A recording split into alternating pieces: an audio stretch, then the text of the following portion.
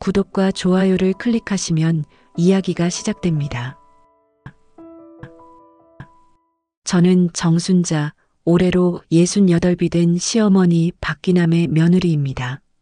제 삶의 가장 긴 부분을 차지한 이름이 바로 박기남이었죠. 30해가 넘는 세월 동안 저는 단 한 번도 시어머니에게서 순자야 혹은 얘야 같은 다정한 호칭을 들어본 적이 없어요.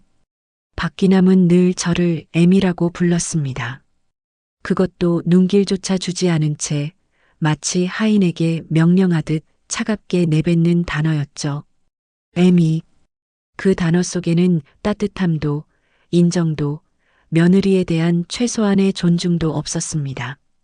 그냥 제 존재 자체를 박기남의 아들, 김영호의 애미로만 규정하는 비인간적인 호칭이었어요. 30년 전 제가 김영호와 결혼하겠다며 이 집에 첫 발을 디뎠을 때 그날의 싸늘한 공기를 저는 아직도 기억합니다. 그때의 박기남은 60대 초반이었어요. 키는 작았지만 등허리가 곱고 눈빛은 사나웠습니다. 마치 제가 이 집에 들어오는 것을 막는 거대한 벽처럼 느껴졌죠.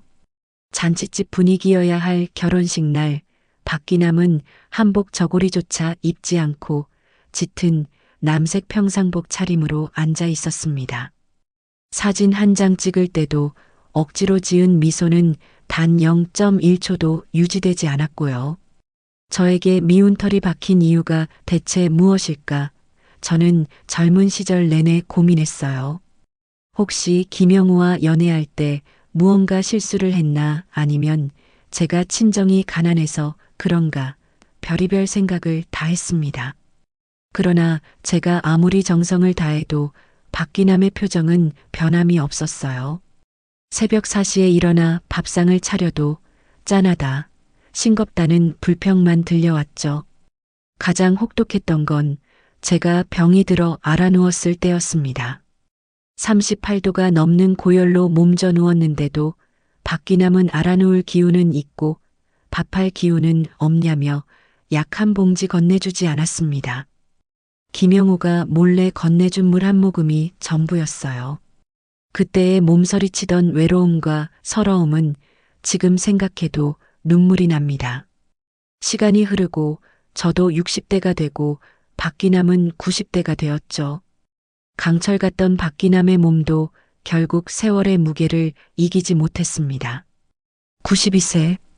마지막 1년은 병원에서 보냈고 그 긴 세월 동안 저를 단 한 번도 편히 대해주지 않았던 박기남은 병상에서도 저를 향해 차가운 시선만을 던졌습니다. 간병하는 저에게 애미 물 좀 가져와라, 딱 그 한마디만 했어요.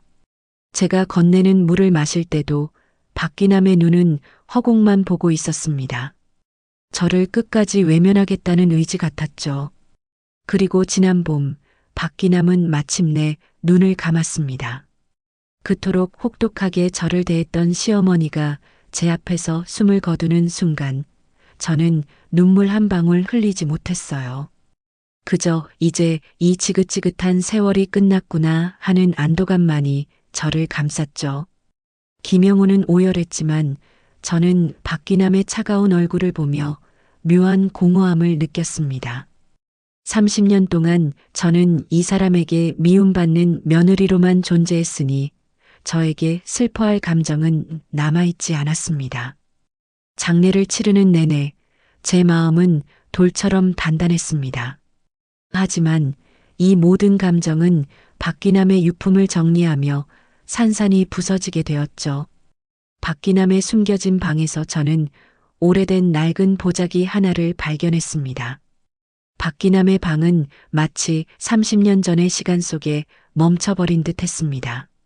제가 이 집으로 시집 올 때부터 쓰던 낡은 장롱과 경대, 그리고 한쪽 구석에 쌓여있던 곰팡이 냄새가 나는 책들. 박기남은 늘 깔끔했지만 자신의 개인 공간만은 타인의 손길이 닿는 것을 극도로 싫어했죠. 김영호조차도 함부로 들어갈 수 없는 성역이었습니다. 이제 그 방을 제가 정리해야 했습니다. 장례를 마치고 이틀 뒤 저는 박기남의 방에 들어섰습니다. 창문을 활짝 열자 눅눅하고 오래된 냄새가 코를 찔렀습니다.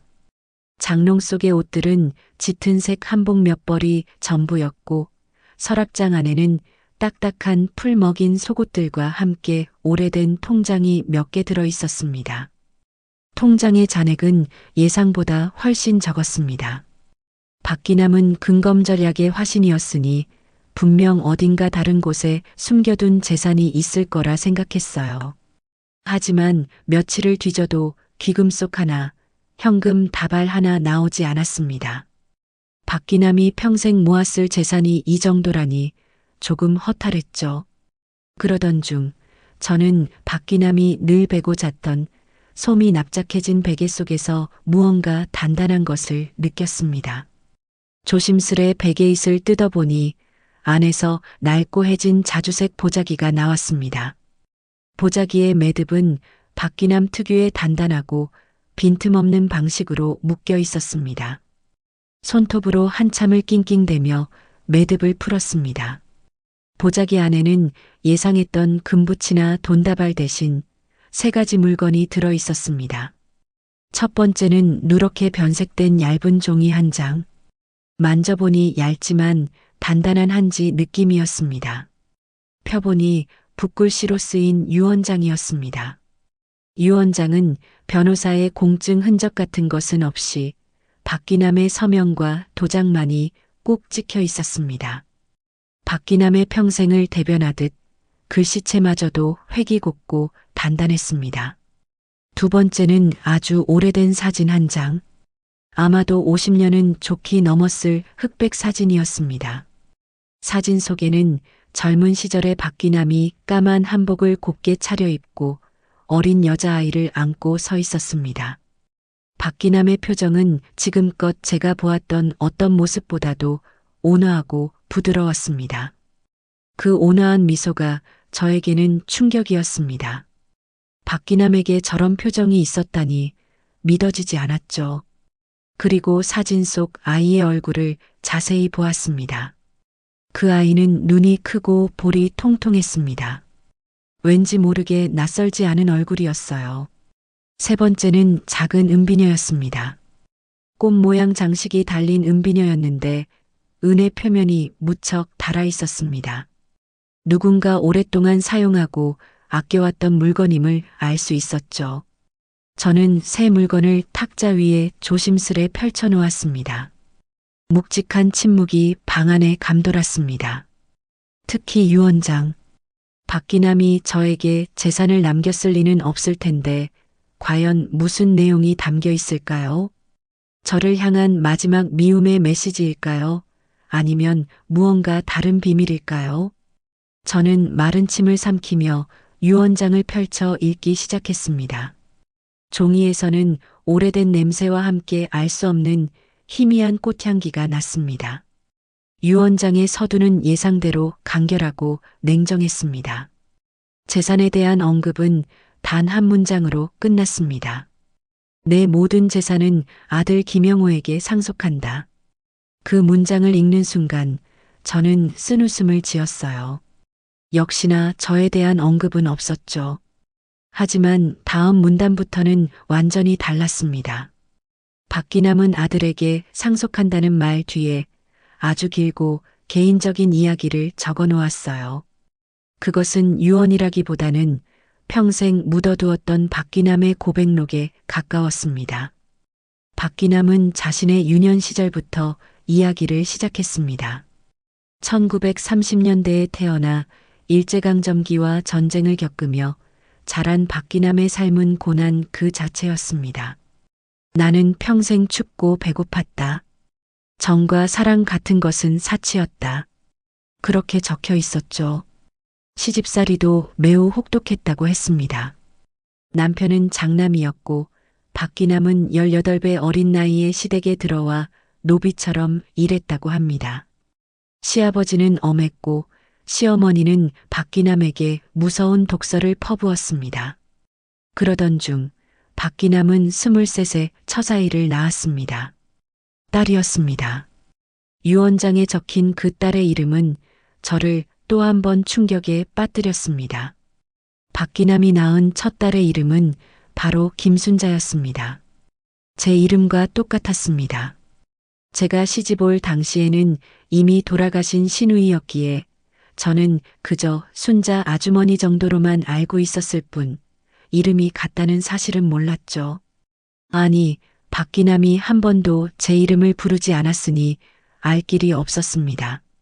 박기남은 유언장의 딸 김순자에 대한 애정을 숨김없이 드러냈습니다. 순자는 나의 모든 것이었다. 혹독한 시집살이 속에서 내 유일한 햇볕이었다. 순자의 눈동자는 나를 닮지 않고 마치 봄날의 꽃처럼 빛났었다. 이 문장을 읽는데 제 눈앞에 박기남이 아닌 딸을 끔찍이 사랑했던 한 젊은 어머니의 모습이 아른거렸습니다. 제가 알던 차가운 박기남과는 완전히 다른 사람이었습니다. 유언장의 내용은 김순자가 태어난 지 5년 만에 병으로 세상을 떠났다는 비극으로 이어졌습니다. 당시에는 가난하여 제대로 된 치료도 받을 수 없었죠. 손쓸 겨를도 없이 순자는 내 품에서 싸늘하게 식어갔다. 나는 그때 세상의 모든 희망을 잃었다. 박기남의 붓글씨는 그 문장에서 살짝 떨리고 번져 있었습니다. 딸을 잃은 슬픔은 박기남의 삶을 완전히 바꾸어 놓았습니다. 박기남은 그날 이후로 웃음을 잃고 말도 줄었다고 합니다. 그리고 1년 뒤에 아들 김영우를 낳았지만 아들의 존재가 딸의 빈자리를 채워주지는 못했다고 고백했습니다. 박기남의 모든 행동과 차가운 태도의 원인이 바로 딸 순자의 상실에서 비롯되었다는 것을 저는 그제야 깨달았습니다. 가슴이 먹먹해졌습니다. 미움이 아니라 슬픔이었던 건가요? 저는 계속해서 다음 문장을 읽었습니다. 유언장의 다음 문단은 저 며느리 정순자에 대한 내용이었습니다. 손이 떨려서 종이를 잡고 있는 힘이 빠졌습니다. 박기남이 저를 미워했던 이유가 드디어 밝혀지는 순간이었습니다. 박기남은 이렇게 적었습니다. 김영호의 아내 정순자를 처음 본 날 나는 심장이 멎는 줄 알았다. 그녀의 생김새, 특히 웃을 때 눈꼬리가 살짝 휘어지는 모습이 내 딸 순자와 너무나도 닮았기 때문이다. 30년 전에 세상을 떠난 내 딸이 눈앞에 환생하여 나타난 것만 같았다. 이 글을 읽는 순간 온몸에 소름이 돋았습니다. 제 이름이 순자였고 제 생김새가 박기남이 잃은 딸 순자와 닮았다는 것이 저를 향한 그 모든 혹독한 미움의 근원이었던 것입니다. 박기남은 이어서 적었습니다. 나는 정순자를 사랑할 수가 없었다. 아니, 사랑해서는 안 된다고 스스로 다짐했다. 정순자에게 정을 주면 언젠가 또다시 나를 떠나갈 김순자의 모습이 겹쳐 보일까봐 두려웠다. 내 마음속에 김순자가 또 한 번 죽을까봐 나는 정순자를 철저히 밀어냈다. 그러니까 박기남의 차가운 태도는 미움이 아니라 또 다른 상실에 대한 공포에서 비롯된 것이었습니다. 정을 주었다가 떠나보내야 할까봐 두려워서 아예 정을 주지 않는 방법을 택한 것입니다. 30년 동안 이어진 그 혹독한 시집살이가 알고 보니 저를 향한 박기남의 왜곡된 생존 방식이었던 셈입니다. 이 집에서 제가 겪었던 모든 서러움이 이 유언장 한 장으로 완전히 다른 의미로 해석되었습니다. 제 마음속에서 박기남을 향한 미움이 순식간에 눈 녹듯 사라지는 것을 느꼈습니다. 대신 가슴을 짓누르는 먹먹한 슬픔과 박기남의 고통스러운 삶에 대한 깊은 연민이 밀려왔습니다. 박기남은 제가 이 집에서 묵묵히 버텨온 30년의 세월을 알고 있었습니다. 유언장에는 그에 대한 고마움도 적혀 있었죠. 애미야, 30년을 미워하는 시어미 밑에서 버텨줘서 고맙다. 내가 너를 정순자라 부르지 못하고 애미라고만 부른 것도 순자라는 이름이 내 입 밖으로 나오는 순간 내 마음이 무너져 내릴까봐 두려웠기 때문이다. 너는 내게 살아있는 상처였다. 하지만 너는 내 아들의 아내로서 이 가정을 묵묵히 지켜온 훌륭한 사람이다. 이 모든 짐을 내게 지운 것을 용서하지 마라. 다만 이해만 해주었으면 좋겠다. 이해. 박기남은 저에게 용서 대신 이해를 구했습니다. 그 마지막 문장을 읽는 순간 30년간 단단하게 쌓아 올렸던 제 마음의 벽이 와르르 무너져 내렸습니다. 미움과 원망으로 가득 찼던 제 가슴에 따뜻한 물이 채워지는 듯 했습니다. 그제야 저는 소리내어 울기 시작했습니다. 그동안 참아왔던 서러움과 박기남의 고통에 대한 연민이 뒤섞인 눈물이었습니다. 베개 밑에 숨겨진 유언장의 종이가 제 눈물로 축축하게 젖었습니다. 저는 다시 탁자 위에 놓인 흑백 사진을 집어들었습니다. 사진 속의 젊은 박기남은 눈꼬리를 살짝 내리고 환하게 웃고 있었고 꼬마 순자는 어머니 품에서 해맑게 웃고 있었습니다. 이제야 저는 이 사진이 박기남에게 얼마나 소중한 보물이었는지 깨달았습니다. 이 사진을 매일 밤 베개 밑에 두고 잤을 박기남의 마음을 상상하니 가슴이 저릿했습니다. 미워했던 것이 아니라 잊을 수 없어서 그랬던 거였죠. 그리고 세 번째 물건, 작은 은비녀를 다시 보았습니다. 꽃 모양 장식이 달린 이 은비녀는 세월의 흔적이 고스란히 남아 있었습니다. 유언장에는 이 은비녀에 대한 이야기도 적혀 있었습니다. 이 은비녀는 내가 18배 시집올 때 친정어머니가 주신 유일한 폐물이었다. 혹독한 시집살이 중에도 이것만은 팔지 않고 숨겨두었다.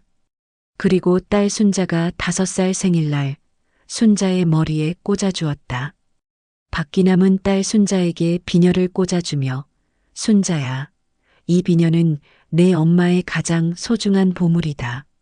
나중에 내가 커서 내가 가장 사랑하는 딸에게 물려주렴 하고 이야기했다고 합니다. 하지만 순자는 그 약속을 지키지 못하고 세상을 떠났습니다. 박기남은 그 비녀를 다시 베개 밑에 넣어두고 평생 꺼내지 않았습니다. 비녀를 꺼내는 순간 딸의 부재가 너무나 생생하게 느껴져서 감당할 수 없었을 것입니다. 유언장의 마지막 문장은 이 은비녀에 대한 것이었습니다. 이 은비녀를 애미에게 전한다. 내가 나의 마지막 순자가 되어주었으면 좋겠다. 이 비녀를 받고 내 마음속의 짐을 조금이나마 덜었으면 좋겠다. 그리고 내가 딸을 낳았다면 내 딸에게 이 은비녀와 함께 나의 이야기도 전해주렴. 박기남은 저에게 은비녀를 물려주면서 자신의 딸 순자의 삶과 제 삶을 연결하려 했던 것입니다. 저를 딸 순자의 대리인으로 이 집안의 소중한 무언가를 잇는 존재로 인정했던 것이죠. 저는 30년 동안 이 집에서 겪었던 모든 서러움이 이 작은 은비녀에 압축되어 있다는 것을 느꼈습니다. 이 비녀는 박기남의 고통, 딸에 대한 사랑, 그리고 저를 향한 이해와 용서의 메시지였습니다. 저는 은비녀를 조심스럽게 꺼내어 제 손바닥 위에 올려놓았습니다. 차가운 은의 감촉이 느껴졌지만 제 마음은 뜨거웠습니다. 30년간의 오해가 한순간에 눈 녹듯 사라지고 박기남을 향한 연민과 존경심만이 남았습니다. 저는 유언장과 사진, 은비녀를 고이 접어 제 방으로 가져왔습니다. 그리고 그날 저녁 남편 김영호에게 이 모든 사실을 이야기해야겠다고 생각했습니다. 김영호는 박기남이 임종할 때 오열했던 것처럼 어머니의 죽음 이후로도 계속해서 슬픔에 잠겨 있었습니다. 그는 늘 박기남의 차가운 태도와 저의 고통 사이에서 중재하지 못하고 무기력하게 방관만 했던 사람이었죠. 밤늦게 김영호는 술에 취해 들어왔습니다. 저는 그가 좋아하는 잔치국수를 끓여주고 조심스럽게 말을 꺼냈습니다. 영호 씨, 어머니 방에서 이걸 찾았어요. 저는 낡은 보자기 속의 유언장과 사진을 김영호에게 내밀었습니다. 김영호는 쭈그려 앉아 비틀거리며 유언장을 읽기 시작했습니다. 처음에는 덤덤하던 그의 표정이 딸 김순자 이야기가 나오는 순간부터 일그러지기 시작했습니다. 김영호는 유언장을 다 읽고 나서 한참 동안 말이 없었습니다. 그리고는 숨겨왔던 이야기를 털어놓기 시작했습니다. 정순자 씨, 사실은 나도 알고 있었어. 어릴 때 어머니가 나에게 딱 한 번 말씀해 주신 적이 있었지. 내 위에 순자 누나가 있었다고. 그리고 그 누나의 얼굴이 당신과 무척 닮았다는 이야기도 하셨어. 김영호는 술기운 때문인지 목소리가 심하게 떨렸습니다. 저는 깜짝 놀랐습니다. 알고 계셨어요? 그런데 왜 저에게 한 번도 말해주지 않으셨어요? 제 질문에 김영호는 고개를 떨구었습니다. 말할 수가 없었어. 어머니가 당신에게 차갑게 대할 때마다 나는 당신에게 미안했어. 하지만 어머니의 그 고통스러운 슬픔을 알았기에 차마 어머니가 당신을 닮아 슬퍼하시는 거다라고 말할 수가 없었어. 그건 어머니의 상처를 들추는 일이 될 것 같았고 당신에게는 오히려 더 큰 짐이 될 것 같았지. 그래서 나는 두 사람 사이에서 무력하게 침묵하는 길을 택했어. 그게 내가 할 수 있는 최선이라고 생각했지. 김영호의 고백은 저에게 또 다른 충격으로 다가왔습니다. 박기남은 고통 때문에 저를 밀어냈고 김영호는 어머니의 고통을 알았기에 침묵으로 저를 방관했던 것입니다. 두 사람 모두 저를 배려한다고 생각했던 행동이 사실은 저를 더 고통스럽게 만들었던 셈이었습니다. 하지만 이제와 김영호를 원망할 마음은 없었습니다. 그 역시 박기남의 슬픔에 짓눌려 살았던 또 다른 피해자였으니까요. 저는 김영호에게 은비녀를 보여주었습니다. 어머니는 이 은비녀를 저에게 물려주셨어요. 저를 마지막 순자로 인정해 주신 거죠. 김영호는 은비녀를 들고 한참을 바라보더니 눈물을 훔쳤습니다. 어머니가 이 비녀를 아끼는 건 알고 있었지만 이런 깊은 사연이 있는 줄은 몰랐어. 정순자 씨 30년 동안 이 집에서 겪은 모든 고통, 미안해요. 내가 더 일찍 어머니와 당신 사이의 벽을 허물었어야 했는데 그의 진심이 느껴졌지만 이미 세 사람은 너무 늦어버렸습니다. 모든 진실은 박기남의 임종 후에야 밝혀진 것입니다. 다음 날 아침 저는 다시 박기남의 방에 들어섰습니다. 어제는 유언장 때문에 정신이 없었지만 오늘은 오롯이 박기남이 남긴 흔적을 느끼고 싶었습니다. 방 안은 여전히 곰팡이 냄새와 오래된 종이 냄새가 섞여 있었지만 이제는 그 냄새마저 박기남의 채취처럼 느껴졌습니다. 저는 장롱을 열고 박기남이 생전에 입었던 짙은 남색 한복 저고리 하나를 꺼내어 보았습니다. 저고리의 옷고름을 만지니 박기남의 투박하지만 따뜻했던 손길이 느껴지는 듯 했습니다. 이 옷을 입고 박기남은 평생을 살았을 것입니다. 딸을 잃은 슬픔을 이 옷 속에 숨긴 채 차가운 가면을 쓰고 살아왔겠죠. 저는 저고리를 제 얼굴에 대고 잠시 눈을 감았습니다. 그 순간 제가 30년간 미워했던 박기남이 아니라 딸을 잃고 고통스러워했던 나약한 한 어머니의 모습이 떠올랐습니다. 박기남의 방을 정리하는 일은 더 이상 의무나 노동이 아니었습니다. 그것은 박기남의 삶을 이해하는 과정이었고 저 자신의 상처를 치유하는 의식이었습니다.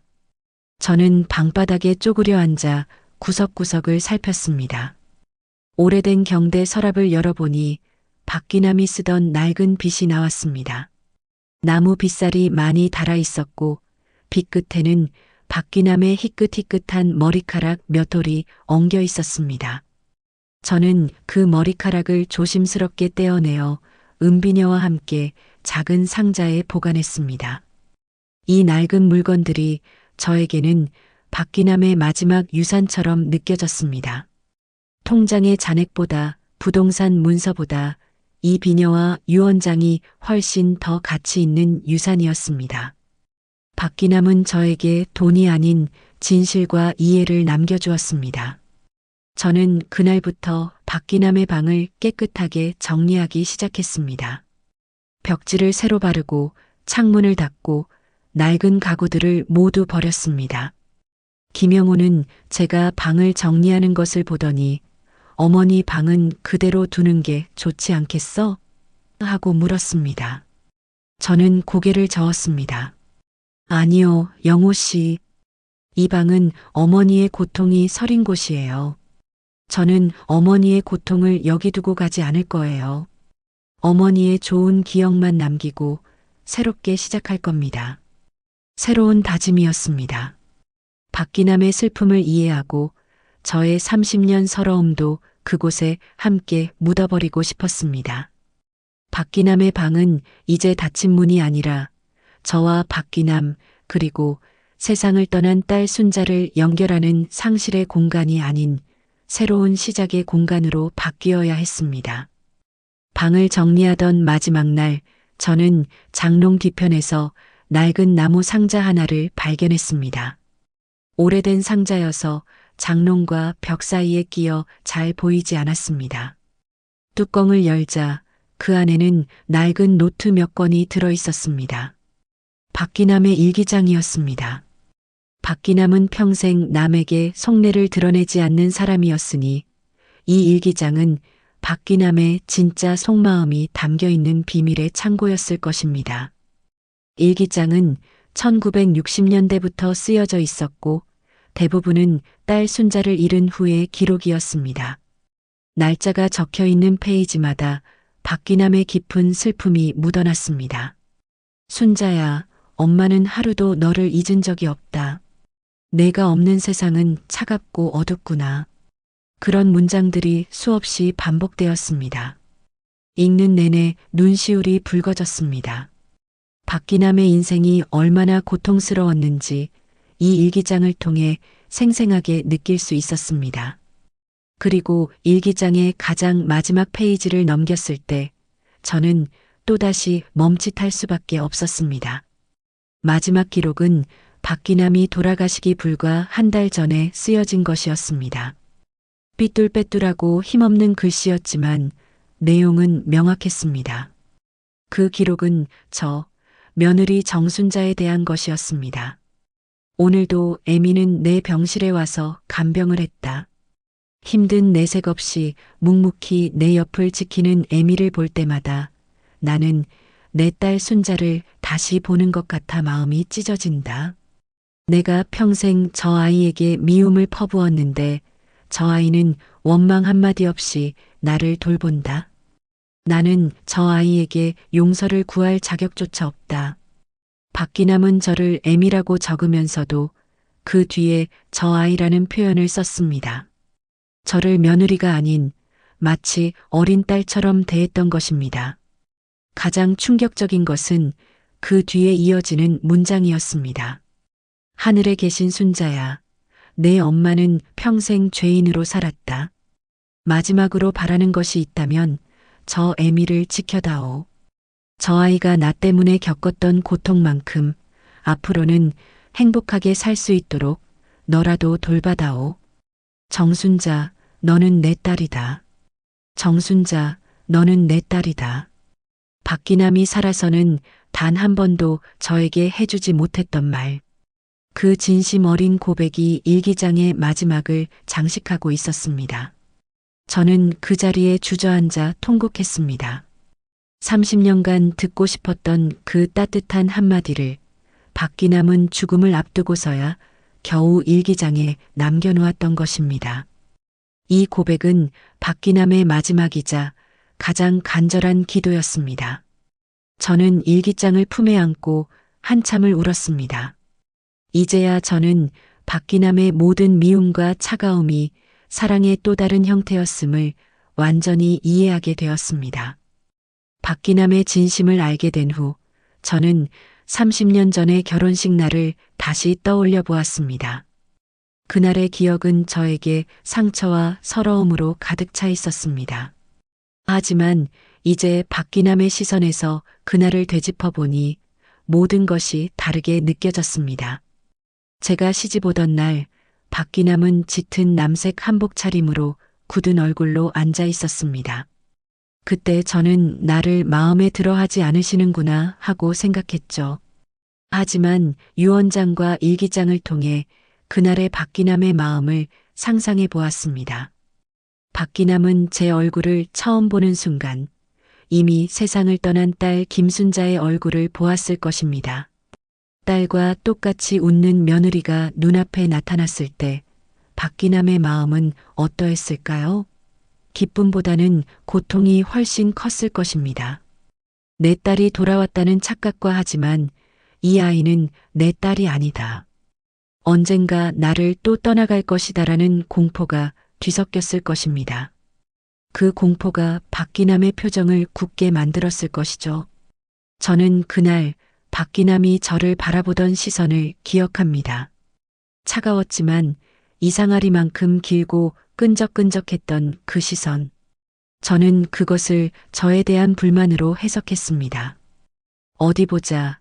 내 아들과 결혼하는 여자가 얼마나 잘났나 하는 식의 탐색이라고 생각했어요. 하지만 이제 와 생각해 보니 그것은 박기남이 딸의 얼굴을 확인하고 또 확인하던 간절한 눈빛이었을 것입니다. 혹시라도 꿈이 아닐까, 환각이 아닐까, 눈을 깜빡이는 순간 사라져버릴까봐 두려워 떼지 못하던 간절한 시선이었죠. 제가 큰 절을 올렸을 때 박기남은 아무 말도 하지 않았습니다. 저는 그 침묵을 무시로 받아들였습니다. 하지만 지금 생각하니 그 순간 박기남은 목이 메어 말 한마디 할 수 없었을 것입니다. 딸의 환영 앞에서 어서 와라 하고 말하는 순간 눈물이 터져 나올까봐 자신의 굳게 닫은 마음이 무너져 내릴까봐 두려워 입을 꾹 다물었던 것입니다. 30년 동안 저는 그 침묵과 시선을 미움으로 규정하고 살았습니다. 하지만 그 안에는 박기남의 생에 가장 깊은 슬픔과 공포가 응축되어 있었습니다.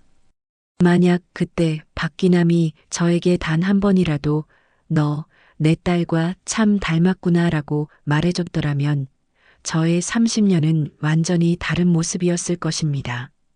하지만 박기남은 그 한마디조차 스스로에게 허락하지 않았습니다. 유언장과 일기장을 읽은 후 저는 제 삶의 의미를 다시 생각하게 되었습니다. 30년간 저는 박기남에게 인정받기 위해 미움을 받지 않기 위해 끊임없이 노력했습니다. 하지만 그 노력은 모두 헛된 것이었죠. 박기남의 미움은 제가 아무리 잘해도 멈출 수 없는 박기남 내면의 고통에서 비롯된 것이었으니까요. 저는 억울함을 느꼈습니다. 왜 나에게 이런 짐을 지웠을까? 왜 나에게 그 모든 진실을 숨긴 채 평생 미움받게 했을까? 하지만 이내 그 억울함은 박기남에 대한 연민으로 바뀌었습니다. 박기남은 저에게 진실을 말해줄 수 없었을 것입니다.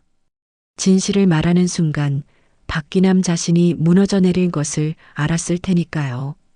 평생을 강한 척, 단단한 척하며 버텨온 박기남에게 딸의 상실을 인정하는 것은 곧 자신의 삶 전체를 부정하는 것과 같았을 것입니다. 박기남의 사랑법은 혹독했습니다. 누군가를 너무나 사랑했지만 그 사랑이 상실로 끝났을 때 박기남은 다시는 사랑하지 않는 것을 선택했습니다. 저를 딸과 닮았다는 이유만으로 밀어냈지만 그 밀어냄 속에는 저를 상실로부터 지키려는 박기남만의 이상한 보호 본능이 숨어 있었습니다. 정을 주지 않음으로써 저를 또다시 잃는 고통을 피하려 했던 것입니다. 저는 그때 박기남이 저에게 했던 모든 혹독한 말들을 다시 곱씹어 보았습니다. 애미 그것도 못하냐? 손이 느려서 나랏돈만 축내는 게 아니냐? 그 말들은 저를 향한 미움의 칼날이었지만 이제는 박기남이 자신의 고통을 억누르기 위해 내뱉었던 고통의 비명처럼 들렸습니다.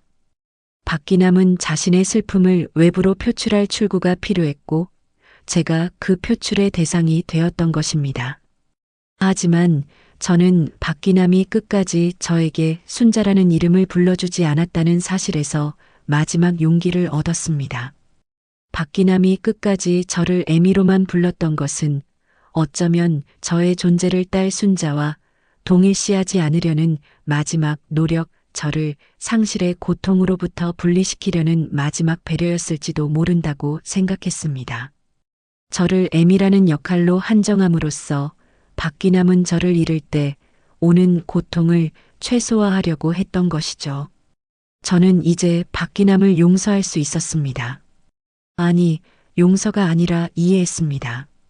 박기남이 유언장에서 저에게 구했던 바로 그 이해를 저는 30년이 지난 지금 비로소 박기남에게 돌려줄 수 있게 되었습니다.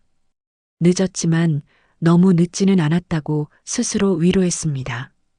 박기남의 마지막 고백이 없었다면 저는 평생 박기남을 미워하며 살았을 것입니다. 며칠 후 저는 박기남의 유품 정리에서 나온 은비녀를 조심스럽게 꺼내어 보았습니다. 손때가 묻어 반질반질한 은비녀는 이제 저에게 박기남의 상징이었습니다. 저는 은비녀를 장롱 깊숙이 넣어두지 않고 저의 보석함 가장 눈에 띄는 곳에 두었습니다. 매일 아침 화장을 할 때마다 은비녀를 보며 박기남을 기억하기 위해서였습니다. 그리고 저는 결심했습니다. 이 은비녀와 박기남의 이야기를 저의 딸 김민서에게 전해주기로 말이죠. 김민서는 결혼하여 시댁에서 살고 있는 저에게는 너무나 소중한 딸입니다. 제가 박기남에게 당했던 혹독한 시집살이를 김민서는 겪지 않기를 바라는 마음으로 저는 시어머니로서 김민서에게 한없이 다정하게 대해주었습니다. 저는 김민서를 집으로 불렀습니다. 김영호는 제가 민서에게 이 모든 이야기를 하는 것을 걱정했지만 저는 단호했습니다. 영호 씨, 이제 숨기거나 침묵할 때가 아니에요. 우리 가족의 아픈 역사를 민서에게 솔직하게 말해주어야 해요. 그래야 민서도 나중에 시어머니나 며느리가 되었을 때 눈앞에 보이는 감정만이 전부가 아님을 알게 될 거예요. 김민서는 친정엄마인 제가 시어머니 박기남에게 겪었던 일들을 어렴풋이 알고 있었습니다. 하지만 그 내막은 알지 못했죠. 저는 민서에게 유언장의 사본과 흑백 사진, 그리고 은비녀를 보여주었습니다. 그리고 박기남의 딸 김순자 이야기부터 제가 박기남과 닮았다는 이유로 미움을 받았던 30년의 세월, 그리고 박기남의 마지막 고백까지 모든 것을 솔직하게 이야기했습니다. 김민서는 제 이야기를 듣는 내내 눈물을 흘렸습니다. 특히 유언장에 적힌 정순자, 너는 내 딸이다라는 문장을 읽을 때는 오열했습니다. 엄마, 할머니가 그런 아픔을 간직하고 계셨을 줄은 상상도 못했어요. 엄마도 얼마나 힘드셨을까요? 딸의 위로에 저는 오히려 마음이 놓였습니다. 저는 민서의 손에 은비녀를 쥐어주었습니다. 민서야, 이 은비녀는 내 할머니 박기남이 딸 순자에게 물려주려 했던 우리 집안에서 가장 귀한 유산이다. 엄마는 이제 너에게 이 비녀를 물려줄게. 그리고 내가 딸을 낳으면 너도 이 비녀와 함께 할머니 박기남의 이야기를 전해주렴. 미움이 때로는 사랑의 다른 얼굴일 수도 있다는 이 진실을 잊지 말고. 박기남이 저에게 그랬듯이 저도 제 딸에게 이 비녀와 함께 가족의 역사를 계승해 주었습니다. 딸 김민서에게 모든 이야기를 해주고 난 후 저는 남편 김영호에게도 다가갔습니다. 김영호는 박기남의 죽음 이후로도 계속해서 죄책감에 시달리고 있었습니다. 그는 자신이 어머니의 슬픔을 알고도 아내를 보호해주지 못한 것에 대해 괴로워하고 있었죠. 저는 그날 저녁 김영호가 가장 좋아하는 묵은지 김치찌개를 끓였습니다. 30년 동안 저는 이 찌개를 끓일 때마다 박기남이 너무 시다, 돼지고기가 질기다며 불평했던 기억 때문에 늘 긴장하곤 했습니다.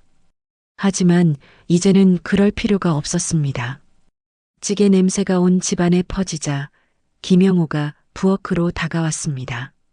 정순자 씨 고마워. 당신이 좋아하는 김치찌개 끓여줘서. 저는 고개를 저었습니다. 이거 영호 씨가 제일 좋아하는 거잖아요. 그리고 이건 이제 저를 위한 음식이기도 해요. 어머니의 미움으로부터 자유로워진 저의 해방된 밥상이죠. 우리는 마주 앉았습니다. 김영호는 묵은지 김치찌개를 한술 뜨더니 눈물을 글썽였습니다. 어머니가 평생 이 찌개 앞에서 행복하게 웃는 모습을 한 번도 보지 못했어. 어머니에게는 모든 것이 고통이었겠지. 당신도 고생 많았어. 김영호는 진심으로 저에게 사과했습니다. 나의 침묵이 당신에게 얼마나 큰 상처였는지 이제야 깨달았어. 당신은 어머니의 슬픔을 짊어지고 나라는 무능한 남편의 침묵까지 견뎌야 했지. 미안해. 저는 김영호의 손을 잡았습니다. 30년 동안 이 집에서 이렇게 진심을 나누는 대화는 처음이었습니다. 영호 씨, 어머니의 슬픔은 어머니의 몫이었어요. 하지만 그 슬픔을 우리에게까지 전염시키지 않으려고 했던 어머니의 마지막 배려를 이제는 알아요. 영호 씨도 어머니의 아픔을 지켜보는 것만으로도 힘들었을 거예요. 우리 이제 어머니를 원망하는 대신 어머니의 마지막 바람대로 행복하게 살아요. 그날 밤 우리는 부부가 된 지 30년 만에 비로소 진정한 화해를 했습니다. 침묵의 벽을 넘어서 서로의 상처를 보듬고 박기남의 유언에 담긴 의미를 함께 나누었습니다. 묵은지 김치찌개의 시큼한 맛은 더 이상 혹독한 시집살이의 상징이 아니었습니다. 그것은 세월의 깊이를 담은 우리 가족의 새로운 시작을 알리는 따뜻한 맛이었습니다. 박기남의 진실을 알게 된 후 저는 제 삶을 돌아보며 고난의 의미에 대해 깊이 생각하게 되었습니다. 30년의 혹독한 시집살이. 그것은 저에게 너무나 큰 고통이었지만 이제와 생각해보니 그 고통은 저를 강한 사람으로 만들었습니다. 박기남의 차가운 태도 속에서도 저는 묵묵히 가정을 지켰고 두 아이를 훌륭하게 키워냈습니다. 만약 박기남이 저에게 처음부터 다정하고 친절한 시어머니였다면 저는 그저 평범하고 나약한 며느리로 살았을지도 모릅니다. 박기남의 혹독한 시련은 저에게 인내와 끈기를 가르쳐 주었습니다. 저는 박기남에게 인정받고 싶다는 일념으로 어떤 시련에도 무릎 꿇지 않고 버텼습니다. 그 인고의 세월이 저를 지금의 단단한 정순자로 만들었던 것입니다. 박기남은 자신의 딸 순자를 잃은 슬픔 때문에 저를 미워했지만 역설적으로 그 미움은 저에게 살아갈 힘을 주었습니다. 저는 박기남이 저에게 주는 미움의 무게만큼 더 열심히 살아야 한다고 생각했습니다. 그 미움을 에너지 삼아 저는 끊임없이 움직였습니다. 이제 미움의 짐을 내려놓으니 제 마음은 한없이 가벼워졌습니다. 30년 동안 저를 짓눌렀던 그 무거운 짐이 사실은 박기남의 슬픔이었다는 것을 깨달으니 미움의 감정 자체가 허무하게 느껴졌습니다. 저는 그동안 저를 힘들게 했던 박기남을 향한 원망과 분노를 모두 내려놓았습니다. 그 감정들은 더 이상 저에게 아무런 의미가 없었습니다. 저는 박기남의 유언장을 읽고 난 후 문득 거울을 보았습니다. 68세의 제 얼굴에는 깊은 주름이 새겨져 있었지만 눈빛은 이전보다 훨씬 평온하고 따뜻했습니다. 30년간의 서러움이 눈가에 머물러 있었는데 이제 그 서러움이 이해와 연민의 빛으로 바뀌어 있었습니다. 박기남의 혹독한 사랑법은 저에게 인생의 가장 깊은 교훈을 남겨주었습니다. 눈에 보이는 것이 전부가 아니며 가장 차가운 표정 뒤에는 가장 뜨거운 아픔이 숨어 있을 수 있다는 것을 말이죠. 저는 이제 박기남의 낡은 방을 깨끗하게 정리하고 그 방을 가족의 역사를 기록하는 공간으로 만들기로 했습니다. 방 한쪽 벽에는 흑백 사진 속의 박기남과 딸 순자의 모습을 크게 인화하여 걸었습니다. 그 사진 아래에는 박기남의 유언장을 코팅하여 액자에 넣어두었습니다. 이 공간은 이제 더 이상 박기남의 고통의 방이 아닙니다. 용서와 이해, 그리고 30년의 긴 침묵이 깨진 화해의 공간이 된 것입니다.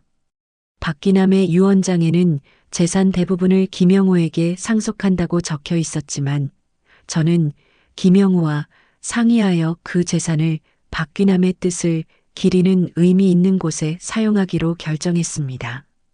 박기남의 삶은 가난과 상실로 점철되어 있었고 특히 딸 김순자를 치료할 돈이 없어 잃었던 그 고통을 저는 너무나 잘 알고 있었습니다.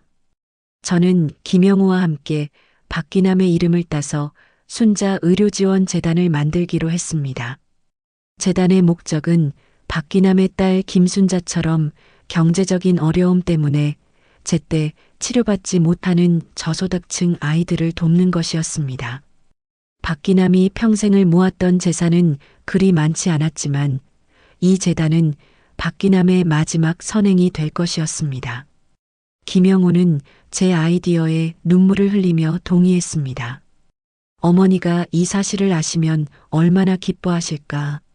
당신은 정말 대단한 사람이야, 정순자 씨. 어머니는 마지막 순간에 최고의 며느리를 얻은 거야. 김영호의 칭찬에 저는 쑥스러웠지만 마음속으로는 뿌듯했습니다.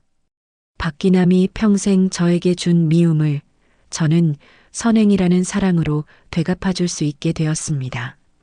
재단 설립을 위한 절차는 복잡했지만 저는 모든 과정을 꼼꼼하게 처리했습니다. 재단 이름에 순자라는 이름을 넣을 때 제 이름이기도 하지만 박기남의 첫 딸 이름이기도 하다는 사실이 저에게는 특별한 의미였습니다. 박기남의 딸 순자는 비록 짧은 삶을 살았지만 이제 그 이름은 다른 아이들의 생명을 살리는 데 사용될 것입니다. 이것이 바로 상실을 통해 얻은 가장 값진 교훈이었습니다. 재단 설립 기념식 날 저는 박기남이 주었던 은비녀를 가슴에 달고 참석했습니다. 짙은 남색 한복을 입고 제 머리에는 그 은비녀를 상징하는 작은 꽃 모양 브로치를 달았습니다. 저는 연단에 서서 박기남의 혹독했던 삶과 딸 순자의 비극적인 이야기, 그리고 박기남의 유언에 담긴 깊은 사랑을 사람들에게 이야기했습니다. 청중들은 모두 눈물을 흘렸습니다. 박기남은 차가운 시어머니가 아니라 세상의 아픔을 끌어안고 간 연민의 어머니로 재탄생했습니다. 저는 이제 박기남을 원망하지 않습니다. 오히려 감사하고 존경합니다. 박기남은 저에게 고난을 주었지만 그 고난을 통해 제가 이해와 사랑의 진정한 의미를 깨닫도록 이끌어 주었습니다. 박기남의 마지막 유언은 제 삶을 송두리째 바꾸어 놓았습니다. 이제 저는 박기남의 딸 순자처럼 사랑을 나누는 삶을 살아가려 합니다. 재단 설립 이후 저는 박기남의 유언이 담긴 유품들을 볼 때마다 더 이상 슬픔이나 고통을 느끼지 않습니다. 그 물건들은 이제 저에게 삶의 소중한 지침서가 되었습니다. 30년의 미움과 서러움은 사라지고 오직 박기남의 고통스러운 사랑과 저를 향한 마지막 이해만이 남아 있습니다. 저는 문득 제가 30년 동안 한 번도 박기남을 어머니라고 부르지 않았다는 사실을 깨달았습니다. 박기남은 저에게 애미라고 불렀고 저는 늘 박기남을 어머님이라는 호칭으로 불렀습니다. 하지만 이제 와서 생각해 보니 박기남의 진짜 이름은 제 마음속에 따로 있었습니다. 저는 박기남의 유해가 안치된 납골 땅을 찾아갔습니다. 김영우와 김민서에게는 아무 말도 하지 않았습니다. 혼자 가고 싶었습니다. 납골 땅은 평온했고 가을 햇살이 따뜻하게 비추고 있었습니다. 저는 박기남의 영정사진 앞에서 무릎을 꿇었습니다. 사진 속의 박기남은 여전히 굳은 표정이었지만 저는 그 표정 뒤에 숨겨진 깊은 연민과 슬픔을 볼 수 있었습니다. 저는 은비녀가 담긴 작은 상자를 꺼내어 영정사진 옆에 조심스럽게 내려놓았습니다. 그리고 떨리는 목소리로 말했습니다. 어머니, 저 왔어요. 이제야 알았어요. 30년 동안 저를 밀어냈던 그 모든 고통이 저를 향한 마지막 사랑이었으므려. 제 목소리는 울먹였지만 더 이상 서럽지 않았습니다. 그것은 화해의 눈물이었습니다. 저는 고개를 숙여 깊이 인사하고 마지막으로 한마디를 더 했습니다. 박기남이 평생 듣고 싶었지만 듣지 못했을지도 모르는 말, 그리고 제가 평생 박기남에게 해줄 수 없었던 그 한마디. 어머니, 사랑합니다. 그리고 감사합니다. 30년 동안 저를 단단하게 만들어주셔서요. 이제 편히 쉬세요. 어머니의 마지막 순자가 어머니의 뜻을 이어받아 잘 살겠습니다. 그 말을 마치자 제 마음속의 모든 짐이 완전히 사라지는 것을 느꼈습니다. 30년의 세월 동안 닫혀 있었던 제 마음의 문이 활짝 열렸습니다. 박기남은 저에게 혹독한 시련을 주었지만 마지막 순간에는 인생의 가장 소중한 깨달음을 선물해 주었습니다. 미움은 사랑의 다른 얼굴일 수 있으며 진정한 이해는 시간을 초월하여 상처를 치유할 수 있다는 것을요.